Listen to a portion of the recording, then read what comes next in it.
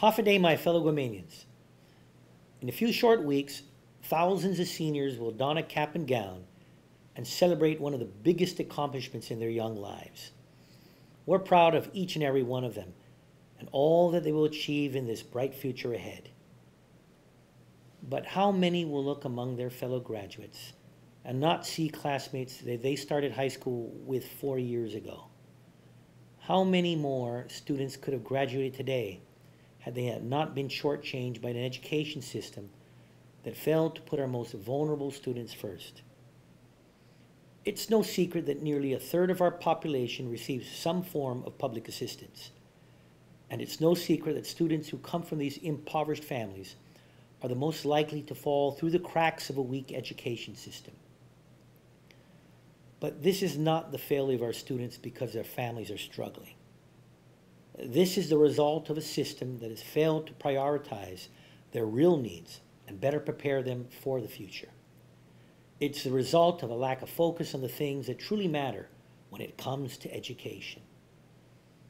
Instead of cries for more funding to make payroll, we should be talking about the newest innovations in technology and how we're going to implement them in every school. We need to focus on ways to start inspiring students from the moment they step into the classroom so that they know their circumstances today do not dictate who they can and will be in the future. Our education system should follow the lead of principals like Ken Chargaloff and his team at John F. Kennedy High School. They've taken matters into their own hands, and in the coming weeks, JFK will graduate a class that has spent the past 2 years preparing for their next step in lives. They've worked hard, achieved better test scores, and are well on their way to making a better life for themselves. You see, they succeeded because JFK teachers and administration put their heads together and devised a plan of action. They developed a handbook that mapped out strategies for success. It provided detailed instructions that showed every student how to successfully apply for jobs in today's competitive workforce that gave them guidance on how to apply for college and tuition assistance. They made sure that they understood their options for joining the military, and they've been given valuable advice about the things they can do to achieve every goal that they set. And not only did these handbooks make it into book bags, the teachers made sure students were guided with the instructional time in the classroom.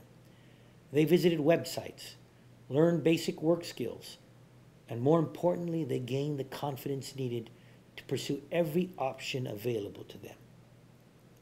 This is a true example of building for the future.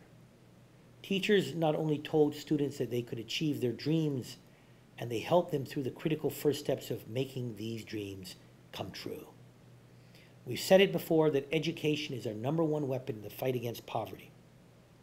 But today, my fellow Guamanians, education is our only weapon, our only real defense in this battle to overcome the cycle of dependence that plagues so many Guamanians today. How, why, and whose fault are questions that need to be erased from our chalkboards and replaced with a vision.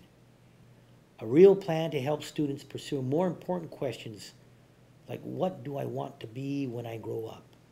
And how can I help change the world? We should do more than just tell our students that they can achieve their dreams and start showing them how. The leadership at JFK is already proving that we have the dedicated teachers who want to do this, and that our students are bright, capable, and enthusiastic about taking the future into their own hands.